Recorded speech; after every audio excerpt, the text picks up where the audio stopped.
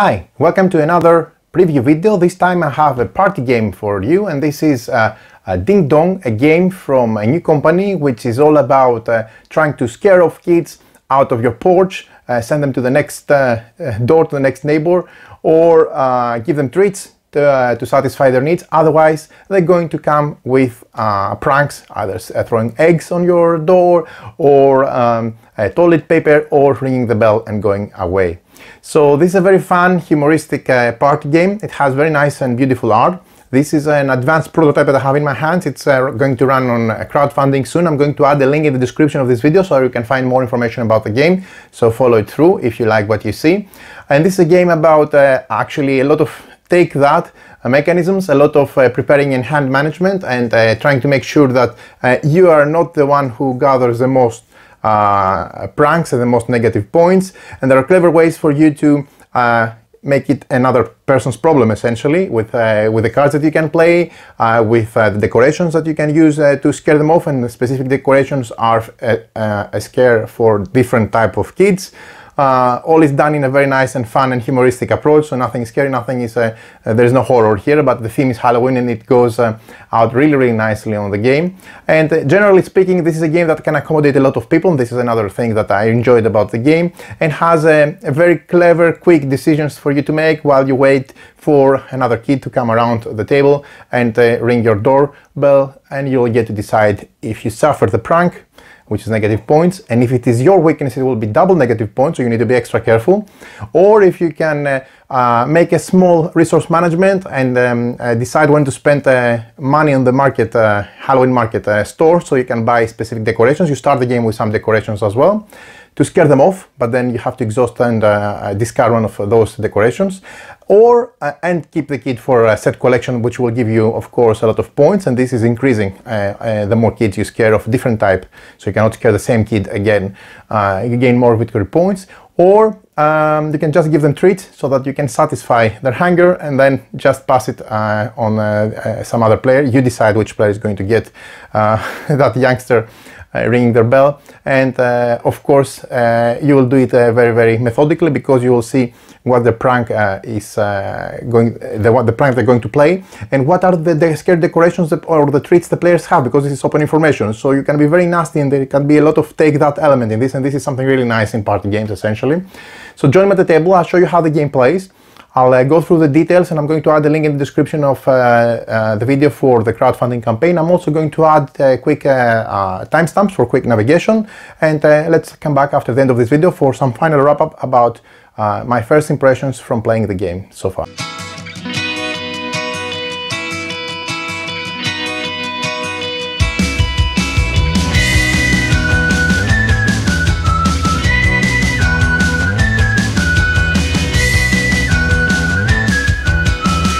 Welcome to this preview video for Ding Dong, a quick and fun party game full of Halloween shenanigans for up to 9 players.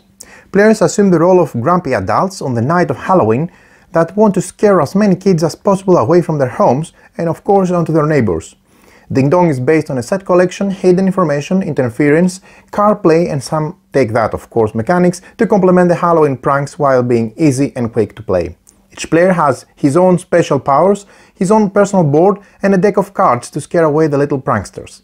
During a game of Ding Dong, each turn, players draw a trick or treater card and place it in front of the player who has a Ding Dong token in front of them. Then that player either uses treats to send the kids to another player, spends house decorations to scare the kid off, away, or simply has to suffer the prank the kids is going to play on them, and if they don't, you know what happens. So, welcome to this how to play video for this prototype. This still is a prototype, but it looks really nice, very advanced prototype with finished art and very beautiful components. This is a fun party game with set collection and of course a lot of take that. We would expect nothing else when we're talking about a game about Halloween and pranks and trying to scare off little kids or endure their pranks. So let's join me at the table. I'll show you quickly the components of the game so that you familiarize yourself with the components, and then explain the very simple rules of the game. First of all, we have different cards. We have a deck of cards with the different kids that are going to be visiting you. they have nice, fun illustrations, and they have, first of all, the prank that you're going to suffer if you don't either satisfy them with the specific treats that they want or scare them away with what they're afraid of. This is a deck of cards that are going to be the core of the game. We have weakness, so each player has a specific weakness. So the more they have from their weakness pranks being pulled on them, the more the negative points are going to gain, because it's twice the normal -1 point. It's -2 if it's your weakness. Then we have, of course, the pranks. It could be either toilet paper, thrown eggs, or ringing the bell and or the doorbell and going away. Of course, we have also treats. That's a desirable way to send them off to other players, or you can scare them with scary decorations like scary pumpkins, ghost costumes, and other things as well. Last but not least, there are several actions that you can do as either reaction or to mix things up, which we're going to explain how they're going to be used. And we have also each player picking up their main board, which is their house. Then they do have their occupant with the starting components that they start with: money for buying more decorations, special cards, treats, and scary decorations as well, and of course their special ability. Each player is going to have one of those, so 1, 2, 3, 4, 5 in this example. And we also have the Halloween store, because even now and then players can stop and buy additional other treats or scary decorations or cards. So these are the components of the game. Let's dive into the setup and then how the game plays. So first of all, the first thing that we do is we collect all the prank tokens: toilet paper, egging, and ding dong ditch. So these are the 3 different types of pranks the players can suffer from the different kids. It's Halloween after all. And they are custom shape, and of course they are different sizes and shape as well. So 3 types of prank tokens. We pile them together in the middle of the table. It will be easy if you pile them on different piles based on the type of prank, and they need to be accessible to everyone. Second thing we will do is collect and place in a pouch all the treats. We have chocolate, candies, and lollipops. You can see them here. And they all have the same shape and size, but different color. They all go into the bag and we mix them thoroughly. The third thing that we do is we collect and place in a pouch all of the decoration, the scary decorations that players can have on their house to scare various kids away. These could be pumpkins. It's Halloween after all. It could be spider webs. They always look nasty and scary. Or it could be ghosts. They all have the same size and shape, so when they go into the bag, you don't know what's what. We shuffle them and put them all into the bag. The next thing that we do, as I mentioned, is we collect all the play cards and we put them in the center of the table in different piles. This is the card of kids cards, the pile of kids cards. They have this bag, and you need to make sure that use the correct cards depending on the number of players. So for example, this card will be used in a 5+ player session, so 5 or more. But if you're playing a 1, 2, 3 or 4, 3, 4 or 5 player game, 3 or 4 player game, you will not be using those. So look for those. The same goes for this one. This is only going to be used for games with 4 players and up, but not for a 3-player game. So make sure you check out the bottom right side of your card and use the cards that they are intended for the player count. Then each player is given a house board, and each player then collects the number of treats, decoration, market credits, and player cards indicated on their house board. So for this example, Florence has this special ability, Halloween Obsession, gain a decoration for free. You can only use this ability only once per game. We'll explain this later on. But you see that we start the game with these specific assets. So randomly I draw from the bag one scary decoration. Okay, so I have one of these scary decorations on my house. Then 3 treats, again, randomly from the bag. I draw 3 treats. I can use them to bribe kids away and give them treats so that I can send them to other players. I also gain 3 market credits. These are the market credits that you can use for buying decorations. Also when we go to the market at the Halloween store. So I start the game with 3 market credits.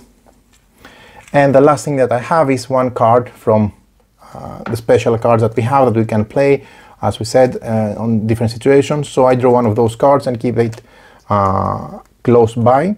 I will be able to buy more and get more down the road. So this is how I start with Florence. The next important thing that I need to do for every player is I take the deck of cards with the weaknesses. So I shuffle this deck and I randomly give 1 weakness to each player. Your weakness could be any one of the 3 different pranks that players, kids can play on you, either egging, ding dong, or toilet paper. Okay, so you take your weakness face down and secretly place it. You can always have a look within the course of the game, but keep it secret because you don't want other players knowing what is your weakness. Pranks of this type count twice as normal, and then you're ready to start. Once every player has done the same, then the player who is the oldest plays first. You place in front of them the ding dong token, which I assume is this one. This is again a prototype, so let's say that Florence is a starting player. They take the ding dong token, place it to the left of or above their house, and the next thing that you need to do is you place to the left of that player the Halloween market card as it was an extra player. So I'll go to the left of that player and place the Halloween store, which is this one, and they will remind players to give a pause and have the ability to buy more decorations, treats, or cards based on the Halloween store prices. So this is the setup. Let's start. So as you can see, the Halloween store is to the left of the player who starts the game as the one holding the starting token. Rounds and game over. Ding Dong is played in rounds that resolve a kid card each, and when all the kid cards available have been played, the game ends and the player with the most points claims the victory. Playing a round. On each round, do the following. First, move the Ding Dong token to the next player clockwise. Skip this for the first round, it's already done during setup. Second, draw a kid card in front of the player who has a Ding Dong token in front of them. So this is a player, it's Florence, so she should draw a card from the kid's card deck and place it in front of them. So let's say she drew the astronaut. So when a player has a kid card in front of them, they have to do one of the following actions.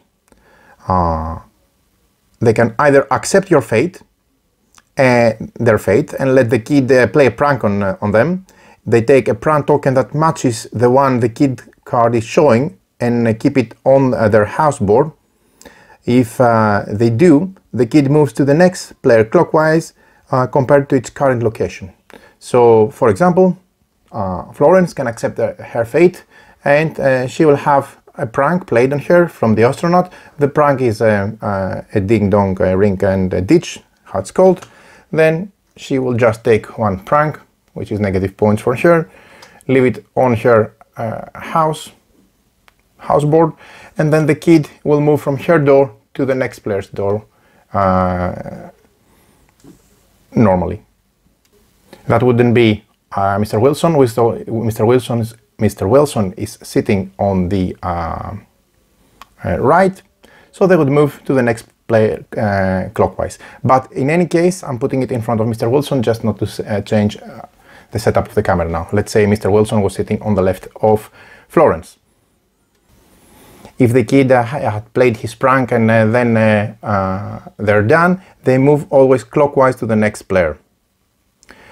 If for the sake of, let's say now Wilson will have to decide again the same. If they accept their fate, they will gain a same prank token, like that, and the astronaut will move to the next player clockwise. But they can also choose a different option. If they don't want to have this prank played on them, they can give the kid a treat by placing it on top of the kid's card. It needs to be a treat the kid likes, whichever other player you want to. Then they get this card by you. So very important, this kid likes these two types of treats, the blue ones and the red one, or red-orange. So they can give them this treat, and then they can give this card to whichever player they want, not going clockwise since they offered a treat. But if that was the case, and let's say they didn't have a blue, they had only a red treat, they cannot do that again because the kid already has a treat of the red color. Okay, they have to give a treat of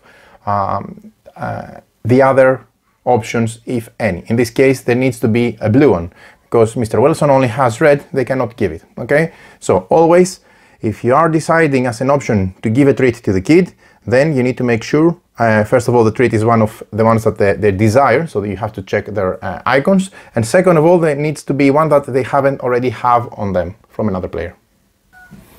If you do give them a treat following these rules, then you can pass it in front of any other player you want to send it along the way.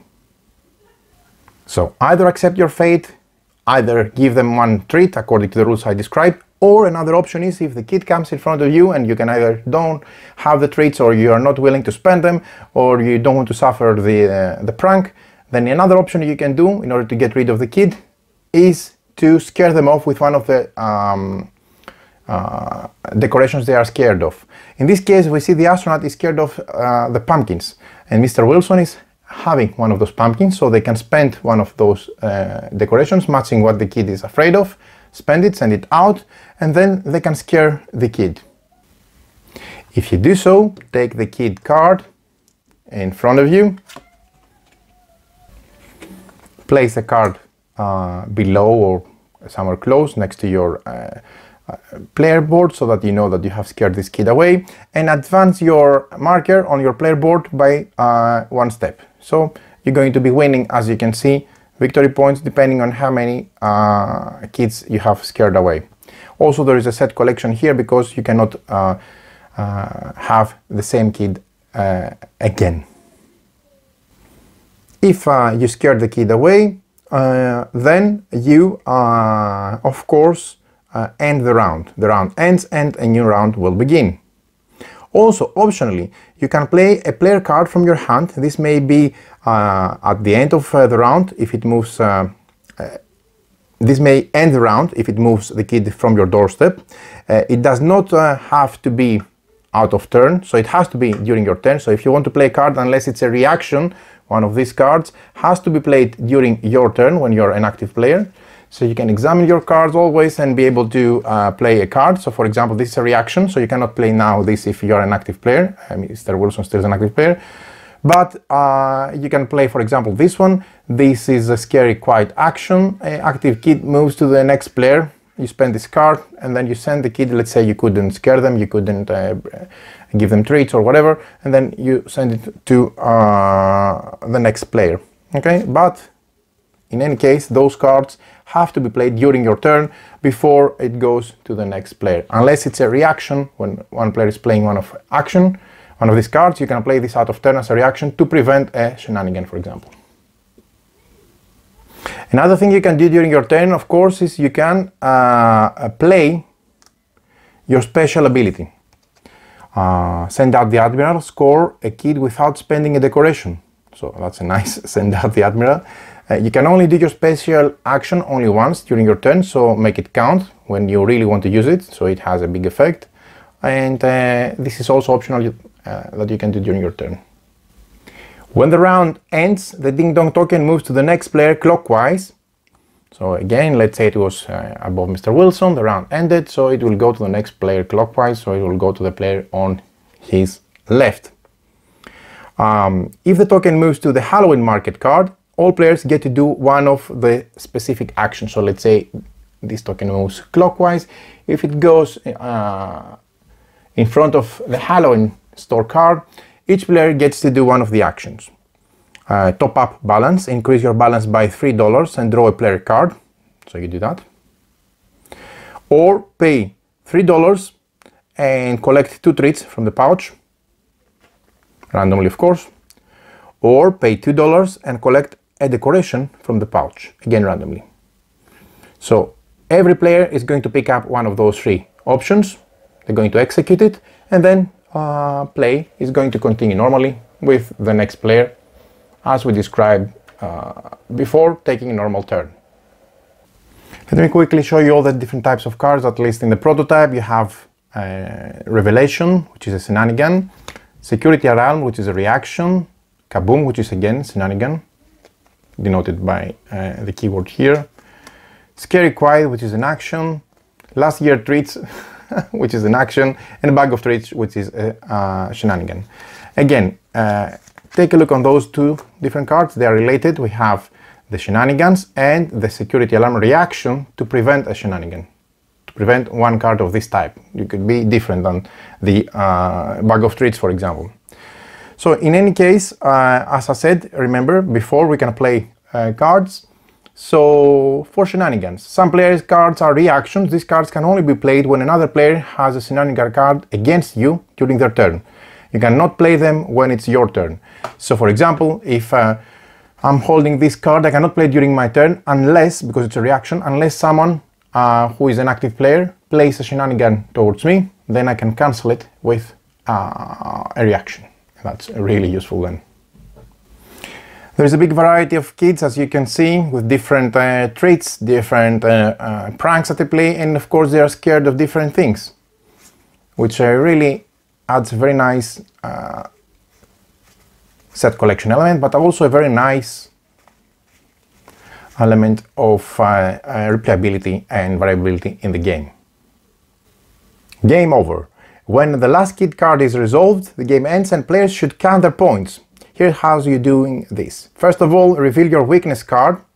Remember, this is the back of the weakness card. You reveal your weakness card, and for each prank of that type, awards you 2 negative points. So this is a prank that you should be optimally avoiding during the course of the game if this is your weakness, because each egging prank will give you 2 negative points. So you're going to lose 2 negative points for each of your weakness. Then any other prank played on you gives you 1 negative point. So let's say that Mr. Wilson has had so far 2 toilet paper, 1 rink and ditch, and 1 egging. He's going to gain 2 negative points for the egging if egging was his weakness, okay? And 1 for all the rest, so -2, -3, -4, -5 in total. Third, check your points tokens on your house board. This is how many kids you managed to scare away, and this is the positive amount of points that you have. In this case, let's say I have 15, so plus 15 minus 5 for a total of 10. Your final score, obviously, is your positive points minus your negative points. The player with the most points is in the final score is the winner, and if 2 or more players have the same score, the younger player wins the game. So there you have it. This is everything you need to know on how this party game plays. A lot of take that, a lot of set collection in a nice, funny package, all about Halloween, scaring kids away, or giving them the treats they want. Up to you. So there you have it. This is Ding Dong. Ding Dong, like the noise you have from your doorbell when it rings, and then it's not a courier, it's not a friend coming for drinks or some friends coming from some games. It is a kid because it is a Halloween, and typically this is a fun procedure because you get to give them treats, and they are in these nice, funny, scary horror costumes, etc. But sometimes this can escalate, as you know, also from the experience. There could be a lot of pranks that the kids can play on you, and this game, it's not a simulation, it's a party game, so the point is to have fun, but the aspect of the take that element, that's what I want to stand on for a moment. It is a system that it is really easy to get behind, so the rules, you can explain them in, what, a couple of minutes, and then you can start playing. The art is humoristic and it's really fun, but the choice is always there. It reminds me, in terms of pace, a game of No Thanks, which is a brilliant game, because you either increase and give the card or just take the card, which goes around the table. It has, of course, a different scope for the game, because here's the take that element, and if you send the kid away, then the kid is going to probably do damage or play prank and consistently give more negative victory points to the player that you send it to.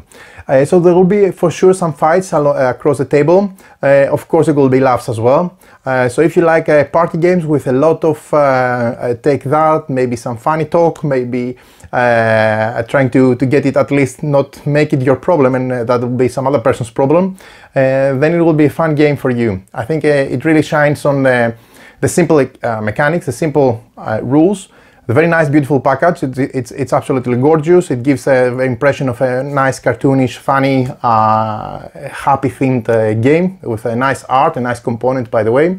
But it delivers on the take that, and the take that is really nice on this game, because you're constantly trying to get it out of your, let's say, porch, simple as that, thematically speaking, and make it another person's problem, while you're also trying to make the most points for you by scaring off specific kids, so that you can increase the amount of positive victory points that you have and win the game.